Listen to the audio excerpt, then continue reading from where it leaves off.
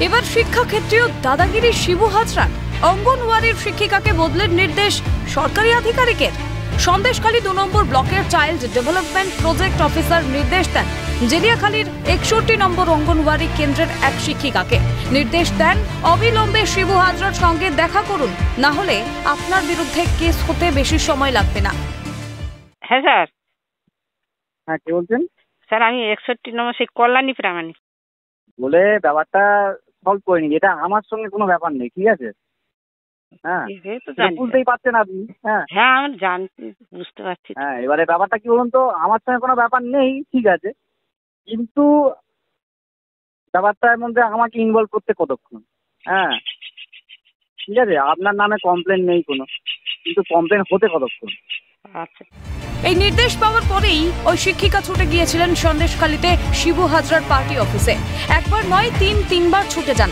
সকাল 10টা থেকে রাত 8টা পর্যন্ত বসিয়ে রেখে কার্যত মানসিক নির্যাতন করা হয়েছিল। সেই নির্যাতনের শিকার হওয়ার পর অবশেষে বদলি আটকানো গেলেও মানসিক নির্যাতন চালিয়েছিলেন শিবু হাজরা। অভিযোগ, ওই শিক্ষিকা শুধু মানসিক নির্যাতন নয়, তার ভাই এবং ভাইপোকেও মারধর করা হয়। জগন্নাথের সঙ্গে ঝামেলা হতে আমাকে বলছে তোমরা জগন্নাথের সঙ্গে মিশে কথা বলো। তাই আমি বলি জগন্নাথের সঙ্গে মিশে কথা বলবো, সে আমাদের বাড়ির ছেলে, আমরা তার সঙ্গে মিশবো না, কথা বলবো? বিপদ হলে তো সে আমাদের কাছেই আসবে আর আমরা তার কাছে যাব।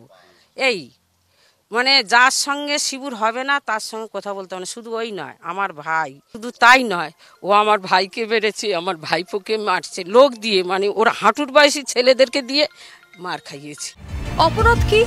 অন্তর্দ্বন্দ্বে গিয়ে জানা গেল অপরাধ হচ্ছে তার পরিবারের 2 সদস্যের সঙ্গে শিবুর ব্যক্তিগত সমস্যা। একজন বিজেপির সঙ্গে যুক্ত, অপরজন দুর্নীতি ইস্যুতে সরব হওয়ার কারণে এই শিক্ষিকাকে পরিবারের 2 সদস্যের সঙ্গে মেলামেশা বন্ধ করার নির্দেশ দেন। সিডিপিও বলছিল, সিডিপিও ভালো ব্যবহার দেখিয়েছিল, সিডিপিওকে কাজ করতে দেয় না, ওনারা চাপিয়ে করেছিল। হ্যাঁ, শিবুর কথাতে সিডিপিও ফোন করেছে। হ্যাঁ, আমাদের স্যার খুব ভালো, স্যার অনুরোধ করেছিলেন দিদি ওসব করতে যাবে না, ঝামেলা, ঠিক আছে আমরা করি। কিন্তু পরিবারের সদস্যদের সঙ্গে সম্পর্ক ছিন্ন করে থাকবেন কিভাবে?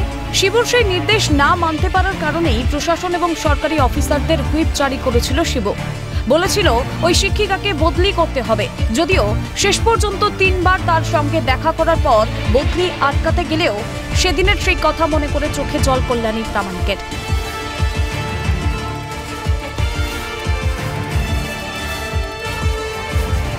যোগাযোগ করা হয়েছিল সিডিপিওর সঙ্গে।